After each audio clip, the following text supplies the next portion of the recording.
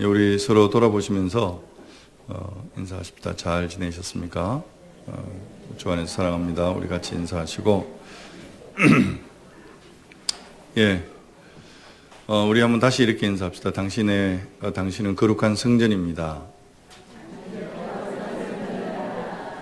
예, 한 번 더요. 당신은 거룩한 제사장입니다. 여러분 믿습니까? 우린 지난주에 내 백성이 지식이 없어 망한다라고 하는 호세아서의 말씀을 통해서 하나님을 안다는 것, 그 안다는 것은 단순히 머리로 아는 지식을 가리키는 것이 아니라 결국 하나님과 친밀한 하나님의 그 임재를 경험하는 그런 어떤 지식을 이야기한다라고 이야기를 했고, 이런 하나님과의 관계에 우리가 친밀함을 잃어버리는 순간 미혹의 영이, 음란의 영이 마치 호세아의 아내 그처럼 우상 숭배에 빠지는, 음란의 영에 빠지는, 그래서 우상의 구체적인 어떤 그 증거들이 내 자신에 대한 우상, 더 나아가서 돈에 대한 우상, 성욕에 대한 그 외에도 여러 가지 우상의 어떤 모습들이 우리 주변에 우리의 삶에 깊이 뿌리를 받고 있다는 것을 여러분이는 깊이 생각을 할 수 있어야 합니다. 오후 예배 때 왜 우리가 그러면 하나님과의 이 친밀함을 갖지 못하는가, 그 원인들이 뭔가라는 부분들을 좀 생각을 했습니다. 오늘 우리가 다시 한 번 더 생각하는 것은 어떻게 하나님과 또 친밀한 관계 속에 들어가는가라는 측면을 하나님의 임재 측면에서 좀 생각을 해보면 좋겠습니다. 우리가 어떻게 하나님의 임재 안에 들어갈 수 있는가, 또 그 하나님의 임재를 우리가 어떻게 계속 지속하면서 살아갈 수 있는가. 여러분, 이런 기대와 소망이 신앙이라면 다 있어야 되는 것이고 또 있을 거라 확신을 합니다. 모세가 하나님의 부르심을 받았을 때 하나님의 부르심 앞에서 모세가 반응을 보였던 것은 결국 하나님 당신이 나와 함께하지 않으면, 다시 말하면 하나님의 임재가 없으면 나 못 갑니다. 왜 이런 이야기를 할까요? 하나님의 임재가 우리의 신앙생활 속에 제일 중요한 요소이기 때문에 그렇습니다. 그런데 오늘날 많은 그리스도인들이 어떻게 하나님의 임재 속에 들어가는지, 그리고 또 그 임재 아래 우리가 어떻게 머물 수 있는지를 잘 몰라요. 아니, 내가 하나님의 임재 아래 있다라고 생각을 하지만 그걸 우리가 누리고 사는지에 대해서 질문을 했을 때 잘 안 된단 말이에요.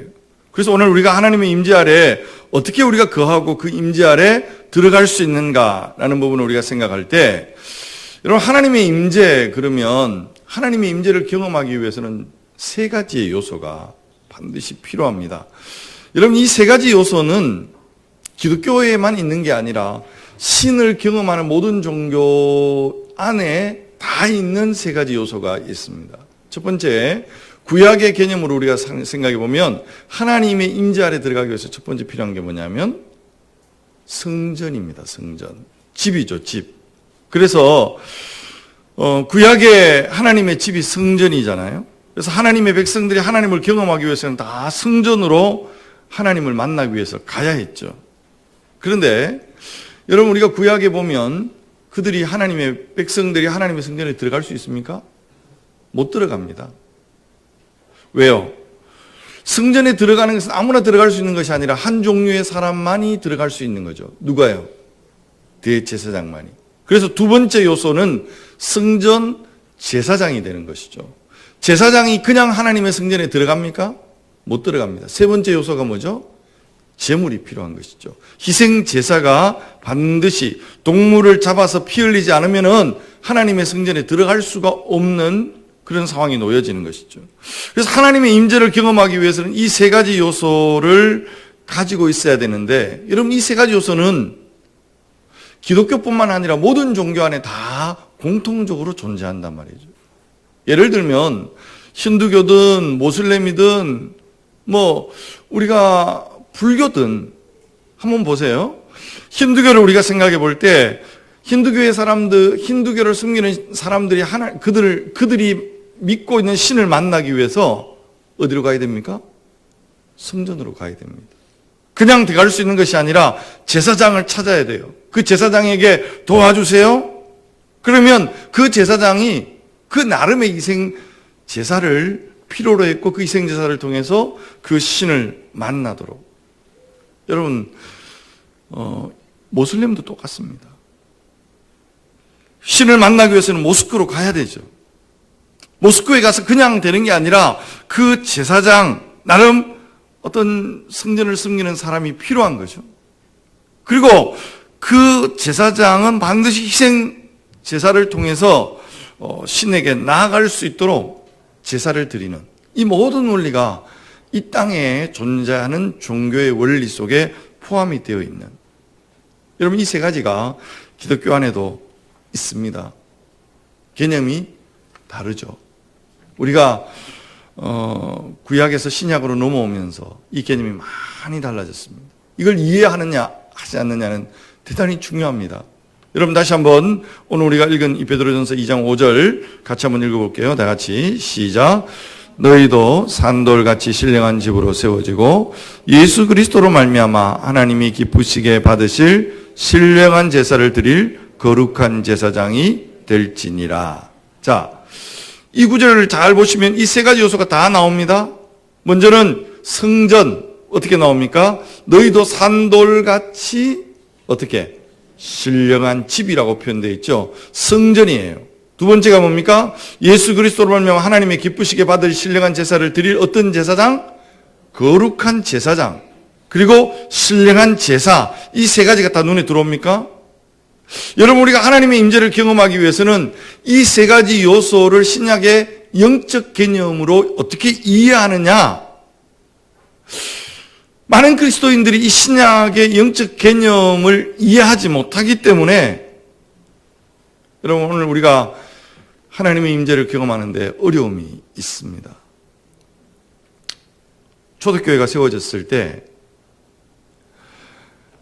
믿지 않는 많은 사람들이 여러분, 이 기독교를 이해하는데 어려움을 경험했던 이유가 뭡니까? 예수쟁이들, 그리스도인들을 붙들고 묻습니다. 너희들의 성전이 어디냐? 뭐라고 그랬을까요? 너희들의 성전이 어디냐? 그러면 여러분, 그 당시에 건물이 있는 교회가 없었어요. 마가의 집에 모였고 누구의 집에 모였어요. 그러면 성전이 뭐예요? 뭐예요? 우리 찬양하시는 우리 가족들. 초대교회 성도들이 이렇게 이야기하는 거예요. 성전이 어디 있느냐? 우리는 성전이라 말하는 어떤 건물, 빌딩은 없다. 왜냐하면 따라합시다. 우리가 성전이기 때문에. 여러분, 이게 이해가 됩니까? 이해가 잘 안 되는 거예요. 우리가 성전이다. 여러분, 이게 말이 되느냐? 왜 너희들이 성전이라고 하느냐? 중요한 것은 구약의 눈에 보이는 빌딩, 건물이 시작으로 넘어왔을 때 예수 그리스도로 말미암아 성령이 우리 안에 거하시는 거룩한 전이 되어졌다. 여러분, 세상에 이런 종교가 있나? 그래서 당시의 사람들이 이해가 잘 안 되는 거죠. 두 번째 질문을 합니다. 그럼 너희 제사장은 어디에 있느냐? 여러분, 제사장이 누구예요? 사도들인가요? 그리스도인들은 말합니다. 아니, 따라합시다. 우리가 제사장이다. 여러분, 제사장이라고 하는 말이 이해가 잘 안 되는 거죠. 그러면 제사는 어디에 있느냐? 그리스도인들이 말합니다. 그래, 맞아. 우리의 제사는 하나님의 어린 양 되신 그분이 이미 제사를 드렸고, 이미 피 흘렸고, 희생양이 어디 있느냐고, 그분이 이미 제사를 드려서 완성해서 십자가에서 완성했다는 것을 믿어요. 여러분, 다 아는 것처럼 보이지만 그 당시에 초대교회 성도들이 이 신앙의 고백을 이해하기가 어려운 거예요. 왜냐하면 모든 종교가 갖는 건물이 있는 성전, 제사장, 희생제사가 있어야 되는데 이게 초대교회 성도들에게 있어서는 새로운 영적 개념으로 전해졌기 때문에 이해가 잘 안 됐던 거죠. 근데 여러분, 오늘을 살아가는 저와 여러분이 이 개념을 영적으로 제대로 이해하고 있느냐? 난 이해하고 있어요. 예. 적어도 불교의 성도들이라면 성전이 빌딩 건물이 아니라 오늘 우리의 모임, 여러분 우리 자신이 성전이다. 여러분 다시 한번 우리 옆 사람에게 당신은 거룩한 성전입니다. 한번 인사하십시다. 계속 이야기하는데 요 개념이 어디에 있어요? 머릿속에 있어요. 머릿속에서 사로잡혀 있어요. 그래서 성전 그러면 머릿속으로는 우리는 성전이야 라고 말하는데 우리의 마음으로 우리의 느낌으로 감정으로 어떤 생각이냐면 그 교회 아름다운 그 성전 제일교회 아니면 동신교회 동부교회 이런 아름다운 건물을 생각할 수밖에 없는 한계성이 우리 안에 계속 있는 거예요. 여러분 이런 성전의 개념이 잘못되어지는 이유 중에 하나가 우리가 예를 들면 이런 거죠. 여러분 혹시 오늘 교회 올 때 차 안에서 싸우신 분들이 있습니까? 막 싸웁니다. 막 시발시발 막 그럽니다. 그러다가 교회 앞에 딱 주차장에 차 대고 남편이 말합니다. 이제 그만하자.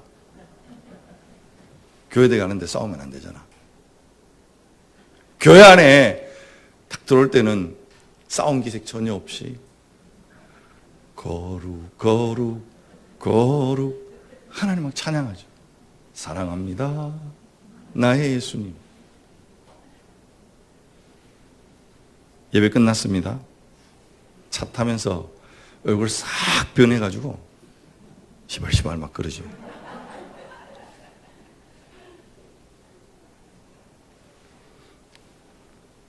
저도 그랬어요. 막 갈등이 생기면 말을 잘 안 해요. 저는 절대로 시발시발 안 합니다. 말을 안 해요. 말을. 그러다가 교회 앞에 딱 오면 예전에는 사모님이 잡았어요. 여보 설교하는데 그래도 풀고디 가야 설교가 안 되나. 내가 막 마음이 아프다. 그럼 빨리 사과해. 그러면 사과시키고 와서 설교를 했어요. 근데 이게 시간이 지나니까 사과를 안 했는데 설교를 잘해요. 집에 가서 사과 안 해도 설교 잘하더라. 이제 이게 문제가 되는 거예요. 여러분 머리로는 성전 그러면 우리가 성전이야 라고 생각하지만 우리의 몸은 우리의 마음은 건물 안에 여러분 필요하죠. 여러분 교회 안에 우리가 특별히 구별된다는 측면에서 중요하죠. 그러나 성전의 본질을 이해하지 못하는 남자들, 우리 담배 피우시는 분들 있잖아요. 교회 들어가기 전에 잠깐만 가서 한 대 딱 피우시고 냄새 날까봐 은단 먹고 은단 냄새 나시는 분들은 조심하셔야 돼요. 그리고 예배 드리러 들어가는 이곳은 거룩한 곳이니까 그래서 거룩 거룩 나 예수님 사랑합니다. 찬양하죠. 나가서 다시 참 잘 참았다. 그리고 쫙 빨아당기면서 코로 입으로 귀까지 막 이렇게 연기 내시는 분들, 놀라운 또 능력을 나타내시는 분이 있는데, 여러분 진짜 집이 어디예요? 따라합시다. 우리의 몸입니다. 예, 여러분 이 개념을 제대로 우리가 가슴으로 이해할 때, 여러분 우리가 간증을 들었던 우리 박효진 장로님 간증을 보면 그 담배를 먹고 나서 막 그러다가 성령께서 음성을 들려주시기를 너희 몸이 거룩한 성전, 내가 그 안은 거룩한 성전인 줄 알지 못하느뇨. 하나님의 음성이 똑똑하게 들려질 때, 그냥 하나님 음성이 들려지면 삶이 변하는 거예요. 여러분 제사장 이야기를 할까요? 여러분 우리는 종교개혁 500주년 맞이하면서 여러분 캐톨릭 성당, 여러분 성당에 가면 지금도 제사장의 개념이 그대로 남아 있습니다. 제사장이 누구예요? 사제입니다. 사제. 여러분 목사하고 사제는 이 대하는 격이 달라요. 군대에 있는데 군용병, 여러분 군대 군용병은 목사라도 전도사잖아요, 보통. 그런데 보통 교회에서 그런 이야기예요. 별들의 자녀들이 있습니다. 예전에 우리 군용병 할 때 우리 아빠가 딱대기 있는 아저씨들하고 놀지 말아 그랬어. 뭐 이렇게 이야기를 하죠. 근데 여러분 성당에 학사라고 그러죠. 절대로 별들이 말 안 놓습니다. 왜냐하면 제사장이라고 하는 개념이 딱 있는 거예요. 어떤 면에서는 옛날에 참 부러웠어요. 맞나요? 머리로는 우리가 만인 제사장을 이야기하고 있고 우리 모두가 다 제사장이라고 이야기를 해요. 그러나 왠지 모르게 우리의 제사장은 목사님. 여러분 고맙죠. 그러나 여러분들 스스로를 어떻게 생각하냐면 우리는 머리로는 제사장, 그런데 우리는 뭐예요? 평신도 이렇게 얘기합니다. 사랑하는 성도 여러분, 평신도가 뭐예요? 여러분 평신도라는 말은 사실 성경에 없어요. 신약에도 없고 구약에도 없어요. 평신도라는 이 말을 쓰시면 안 됩니다. 사실 따라합시다. 우리는 거룩한 제사장입니다. 믿습니까? 거룩한 제사장이에요. 여러분 평신도라는 영어 단어 속에 사실은 그 바보, 멍청이라는 개념이 거기서 파생되어 나오는 것을 봅니다.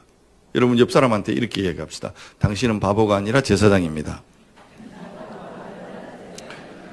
할렐루야. 예, 우리는 예수 그리스도의 제사장입니다. 모든 사람이 주님 보좌 앞에 담대히 나아가는 제사장이에요. 여러분 제사장이 하는 역할이 뭐예요? 많은 사람들이 제사장이라고 그러는데 그 제사장이 뭐 하는 거예요? 설교하는 게 제사장이에요? 제사장의 역할의 가장 중요한 부분이 뭡니까? 여러분 구약을 한번 생각해 보세요. 제사장의 위치가 어디에 있습니까? 하나님, 그리고 백성, 그리고 중재자로 제사장이 서는 거 아닙니까? 제사장의 역할은 중재자예요.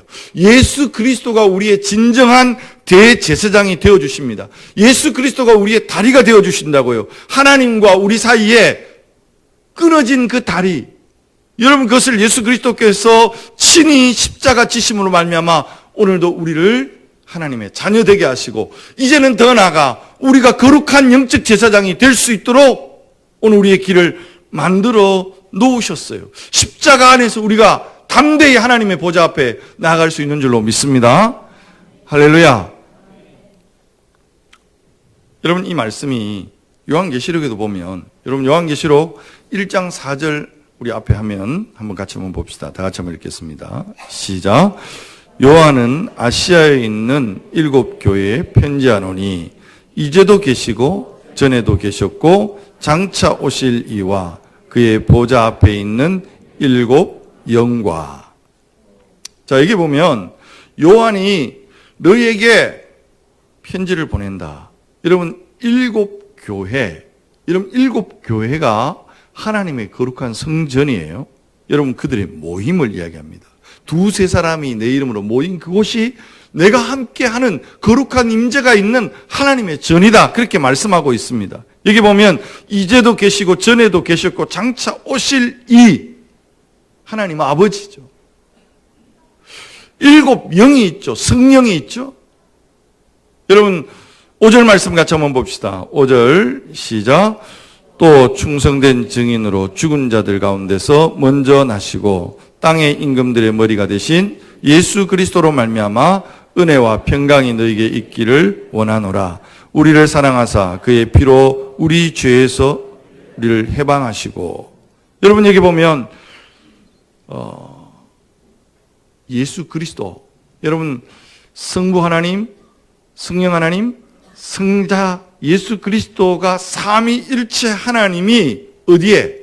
7 교회에, 여러분 교회 공동체에 오늘도 하나님의 성전인 그 가운데 함께 하시겠다.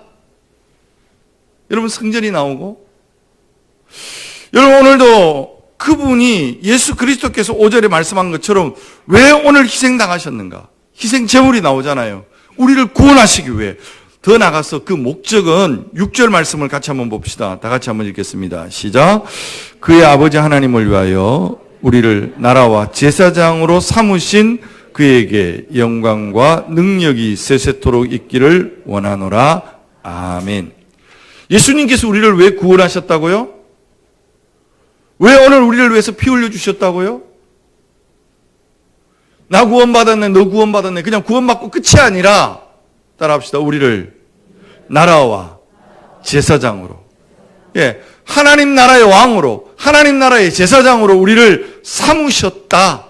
여러분, 이것은 죽어서 가서 천국에 가서 이루어지는 경험이 아니라 오늘 이 땅 가운데 하나님께서 우리를 예수 그리스도로 말미암아 왕 되게 하시고 제사장 되게 하셨다. 여러분, 그래서 이 땅에는 평신도가 없어요. 다 제사장이에요. 믿습니까? 다시 한번, 당신은 제사장입니다. 여러분, 제사장의 역할이 뭐라고요? 중재자. 예수 그리스도가 우리에게 진정한 대제사장이에요. 그래서 우리를 위해 진정한 중보자가 되시죠. 그런데 예수 그리스도의 그 은혜로 말미암아 구원받은 우리가 베드로전서에서 말하는 것처럼 왕 같은 제사장이 되었다. 여러분, 왕 같은 제사장으로서 그 역할을 해야죠. 그 제사장의 역할이 뭡니까? 여러분 한번 생각해 보세요. 구약의 백성들이 하나님을 만나기 위해서 성전에 가죠. 그리고 제사장한테 가서 이야기를 합니다. 내가 이런 죄를 지었습니다. 속죄제를 드리기를 원합니다. 오늘 우리의 가정에 이런 어려움이 있습니다. 이런 내 삶에 어려움이 있습니다. 이런 여러 가지 상황들이 있습니다. 제사장에게 다 이야기를 합니다. 그러면 여러분, 제사장이 해야 될 첫 번째 역할은 뭐예요? 따라합시다. 잘 듣는 것. 잘 들어야 됩니다. 잘 들은 다음에 제사장이 선포하죠. 하나님과 여러분들을 화목하게 하기 위해서 여러분 번제와 속죄제와 화목제를 드리는 거예요. 그냥 드리는 게 아니라 제물을 드려서 소, 양, 가난한 사람들은 비둘기. 여러분, 사람이 하나님 앞에 나오는데 물질의 어려움 때문에 못 나오는 일이 없도록 하나님이 다 배려하셨잖아요. 제사장이 그 제물을 죽이고 그 피를 가지고 성전에 들어가서 피를 뿌립니다. 그리고 중재하는 거예요. 뭐 합니까? 중재는 따라합시다. 중보기도. 기도하는 거예요. 하나님, 나의 백성들의 소리를 들어주십시오. 이 백성들 속에 하나님 이런 죄가 있습니다. 죄 용서함을 허락하여 주시기를 원합니다. 하나님, 오늘 이들에게 이런 어려움이 있습니다. 하나님께서 불쌍히 여겨주세요. 그 기도를 들어 응답해 주세요. 도와주세요. 제사장의 역할이에요. 그래서 기도한 다음에 다시금 하나님의 음성을 듣습니다. 그리고 제사장이 성전에서 나오죠. 백성들에게 하나님의 응답이 임했습니다. 여러분의 죄가 사함받았습니다. 하나님께서 오늘 우리에게 이렇게 말씀하십니다. 하나님의 말씀이 주어지는 것이죠. 그래서 그 백성들이 답을 얻고 집으로 돌아가는. 자, 제사장이 사람들의 소리를 잘 듣고 하나님 앞에 나아가죠. 그러면 하나님은 그 제사장에게 말씀과 그 능력을 그 제사장에게 보이시는 거예요. 여러분, 제사장이 없으면 하나님의 말씀과 그 능력을 드러낼 수가 없어요. 어떻게 드러냅니까? 사랑하는 성도 여러분, 저와 여러분이 하나님의 영적인 제사장인 줄로 믿습니다. 영적인 제사장이라는 것은 하나님의 말씀과 능력의 통로가 되어졌다는 거예요. 믿습니까?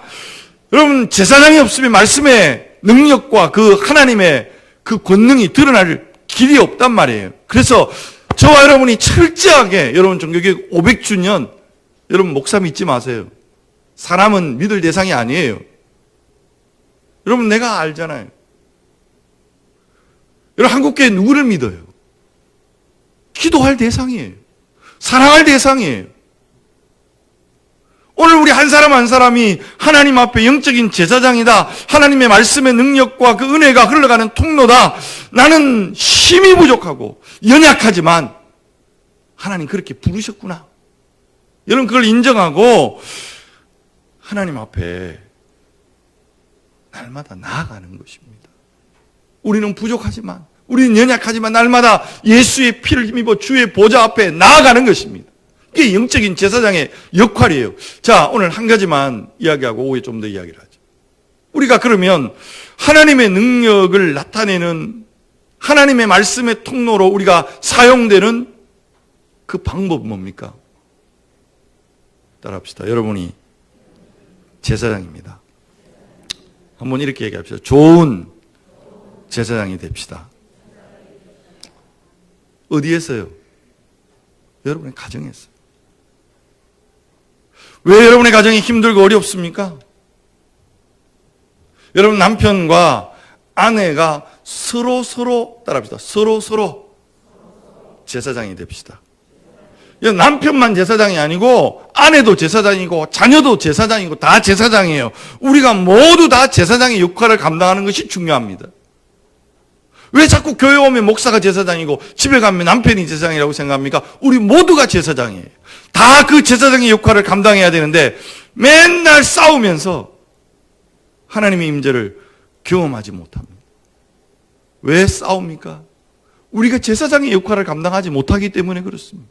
우리가 제사장의 역할을 감당하지 못하면 제사장 반대편의 역할을 감당합니다. 제사장의 반대편의 역할은 뭘까요? 심판관이 되는 거예요. 검사가 되는 거예요. 여러분 재판 가보면 변호사가 있고 검사가 있잖아요. 여러분 변호사는 제사장의 그림을 가지고 있습니다. 그 백성의 연약함을 계속 변호해 주죠. 그래서 보혜사라는 말은 변호사예요. 오늘도 사단은 우리에게 끊임없이 정죄하고 끊임없이 오늘 우리를 야 네가 무슨 제사장, 네가 거룩한 성령 웃기지 마라. 네 꼬라지를 봐라. 여러분 사실 우리의 양심이 막 요동치잖아요. 그때마다 주님이 주의 보혈이 성령께서 오늘도 우리 안에 그래 네 꼬라지가 그 모습이지만 그 연약한 모습을 가지고 있지만 그래서 어린 양의 보혈이 덮여졌단다. 주의 보혈로 너를 덮었단다. 변호하는 거잖아요. 여러분 이 역할이 예수님의 역할로 끝나는 것이 아니라 오늘 저와 여러분이 제사장의 역할을 감당한다는 것은 바로 이 중재자의 역할, 제사장의 역할을 해야 되는 것입니다. 근데 그 제사장의 역할을 하지 않으면 우리는 자꾸 검사가 되고 심판관이 되려고 하죠. 검사 하는 역할이 뭡니까? 범죄자들의 계속 죄가 뭐지? 저 사람은 어떤 법을 어겼지? 계속 그것을 찾아내는 것이죠. 여러분 남편과 아내가 서로 심판관이 되고 검사가 되려고 합니다. 주님 말씀합니다. 너희가 심판관이 되지 말라. 너희 자신이 심판당하지 않도록 하기 위해서. 여러분 우리를 심판관으로 부르지 않았어요. 심판관의 임무는 심판관의 역할을 하나님이 하셔요. 그런데 우리 다 심판관의 자리에 서서 사랑방 하면서 안 돼가 봐도 혹시나 뭐 그런 사랑방이 있는지 모르겠어요. 남편들끼리 막 모여가지고 집사님 보세요. 우리 아내 옛날에는 예뻤는데 막 예뻤던 사진 보여주면서 지금은 와인통 같아요.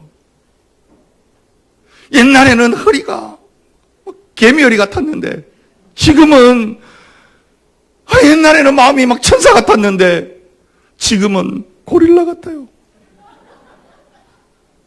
나쁜 것들만 막 계속.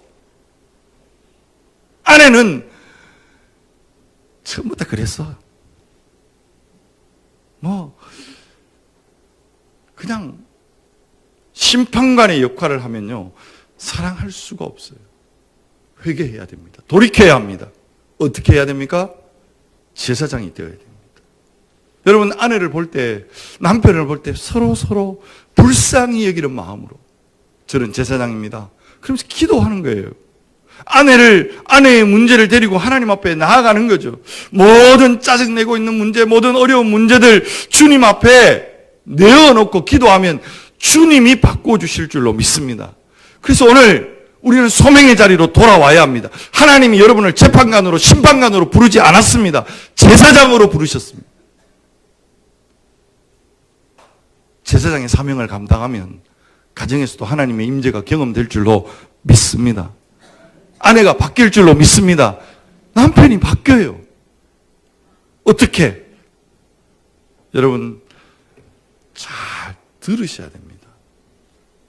여러분, 우리는 너무나 듣기를 힘들어합니다. 좋은 제사장이 아니에요. 좋은 제사장은 잘 들어야 돼요.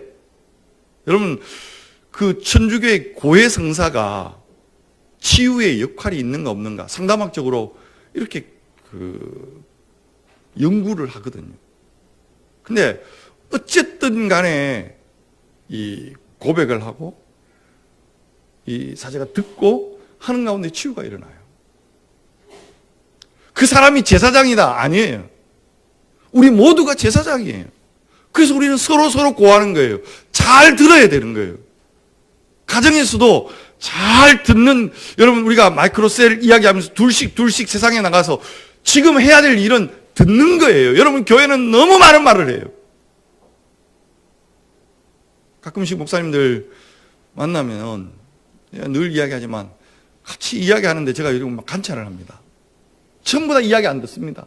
이야기를 하죠. 자기 자랑하죠. 교회 자랑하죠. 하는데 다음 내가 언제 어떻게 치고 들어갈까? 어떻게 내가 이야기의 주도권을 잡을까? 이야기하면 주도권 딱 잡으면 절대로 포기하지 않고 끝까지 이야기합니다. 그래서 목사님 셀이 제일 안 되는 이유가, 그래서 한 1년 지나고 2년 지나면요 셀이 돼요. 듣기가 돼야 됩니다. 듣기가. 특별히 여러분, 사랑하는 우리 남자 성도 여러분, 헌신하십시오. 듣기를 사모하십시오. 아내들은 원래부터 남자보다는 말을 많이 해야 되는 족속입니다. 검사 연구 결과에 의하면 남자들은 하루에 7,000단어를 말한다고 그래요. 근데 아내들은 15,000. 딱 2배입니다. 아내들이 이 말을 못하면, 남편들이 안 들어주면 나를 사랑하고 있지 않다라고 생각을 하는 거죠. 남편들이 오늘 너무 조용하신데, 여러분 남자 입장을 우리가 알잖아요. 제가 막 주일날 막 이렇게 강단에서 이야기하지만 집에 가면 말하기 싫어요. 근데 여러분 직장생활하고 하루 종일 특히 비즈니스하고 마케팅하고 이런 사람들 얼마나 말을 막 밖에서 칠첩받이 다 하고 옵니다. 집에 가면 아내들이 고양이하고 미미야 잘 있었나 개하고도 이야기하고 다 못한 15,000마디의 말을 남편이 들어오면 집에서 다 쏟아놓기 위해서 준비하고 있는 거죠. 딱 들어오면 다다다다다다 막 말을 듣는 게 너무 힘들어. 듣다가 안 되면 그냥 막 술잔 팍 터뜨리죠. 가정이 한 10년쯤 되면 말을 안 합니다. 이제. 해봐도 안 듣는다. 아내 이야기하면 또 잔소리 한다. 한쪽이 딱 닫고 속으로 다른 거 묵상하면서 막 이러니까 하나님의 임재가 가정 안에 임하지 않는 거예요. 어려운 이야기입니다. 저도 힘드니까. 그러나 여러분, 우리가 제사장의 역할을 감당한다는 것은 먼저 듣는 것에 힘써야 합니다. 잘 들어야 하나님 앞에 제사장의 사명을 감당할 수 있는 것이죠. 잘 듣기만 해도 힐링이 되고 관계에 하나님의 회복이 시작이 된다는 것. 여러분 오늘 이 아침에 다시 한번 구호를 외칩시다. 우리는 제사장입니다. 우리는 하나님의 성전입니다. 여러분 믿습니까? 우리가 기도하십시다. 하나님, 머리로 있는 이 지식이 가슴으로 당겨질 수 있다. 우리가 살아가면서 모든 삶의 장소에서 내 몸은 거룩한 전이야. 하나님의 거룩한 성령이 거하시는 공간이야. 하나님이 거하시는 성전을, 하나님이 거하시는 성령이 오늘도 내 안에 편안히 거하시도록 만들어드리죠. 여러분, 우리가 모일 때마다 가정에서도 하나님이 거하시는 공간으로, 하나님의 전으로 여러분의 가정이 쓰임받기를 원하고, 나아가 그 하나님의 가정 안에 하나님의 임재가 드러날 수 있도록 하기 위하여 여러분이 서로 제사장이 되어져야 합니다. 좋은 제사장이 되어져야 합니다. 어떻게? 서로 들으셔야 돼요. 그리고 하나님 앞에 나가서 기도하십니다. 제가 장담하죠. 이렇게 우리가 제사장의 사명을 감당할 때 여러분의 가정 안에 하나님의 나라가 이루어질 줄로 믿습니다. 그 하나님 나라 이루어진 모습 보고 믿지 않는 사람들이 소망에 관한 이유를 물어오는 것입니다. 매력을 느끼는 것입니다. 힘들고 어려운 이야기를 합니다. 쉽지 않은 이야기를 합니다. 왜냐하면 우리 안에 몸이 무슨 반응한다고요? 자동 반응하는 거예요. 머리는 이미 예수 그리스도로 우리가 그리스도를 머리로 몸을 이루는 지체가 되었습니다. 그러나 닭다리 잘린 것처럼 계속 퍼득거리면서 몸이 반응하고 있고, 바퀴벌레처럼 머리가 잘려도 3일을 맴도는데 오늘 우리의 몸은 20년 동안 계속 옛사람에 사로잡혀서 그래도 내가 남자인데. 여러분, 이거 오늘 우리가 내려놓지 않으면 하나님 나라가 이루어지지 않습니다. 교회에서 막 우리 거룩 막 부름받아 나서니 뭐 아골골짝 빈들에도 아골골짝 빈들까지 안 가도 돼요. 여러분 가정 안에서 죽으시면 돼요. 아니, 아골골짝에서 죽는 게 훨씬 쉬울 수도 있습니다. 내 남편에게, 내 아내에게 죽는 게 훨씬 더 어렵단 말이에요. 왜? 자존심이 살아서 꿈틀거리기 때문에. 여러분이 좋은 제사장, 잘 듣는 제사장, 그래서 하나님 나라 이루시는 멋진 하나님의 제사장 되시기를 주의 이름으로 축복하고 축원합니다. 하나님 아버지, 너희도 산돌같이 신령한 집으로 세워지고 예수 그리스도로 말미암아 하나님이 기쁘게 받으실 신령한 제사를 드릴 거룩한 제사장이 될지니라. 오늘도 이 말씀이 머리로 이해되는 지식이 아니라 내 삶에 구체적으로 하나님이 거하시는 성전이요, 하나님이 나를 심판관으로 재판관으로 부르신 것이 아니라 하나님이 거룩한 제사장으로 부르셨다고 하는 이 부르심의 소망 앞에 하나님 오늘 반응할 수 있는 저희들 되게 하여 주시옵소서.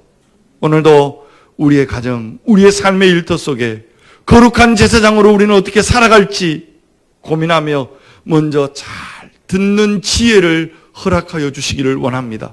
서로 들으며 서로의 문제를 끌어안고 하나님의 보좌 앞에 나아가는 하나님의 사람들 되게 하여 주시옵소서. 감사합니다. 예수님의 이름으로 간절히 기도하옵나이다. 아멘.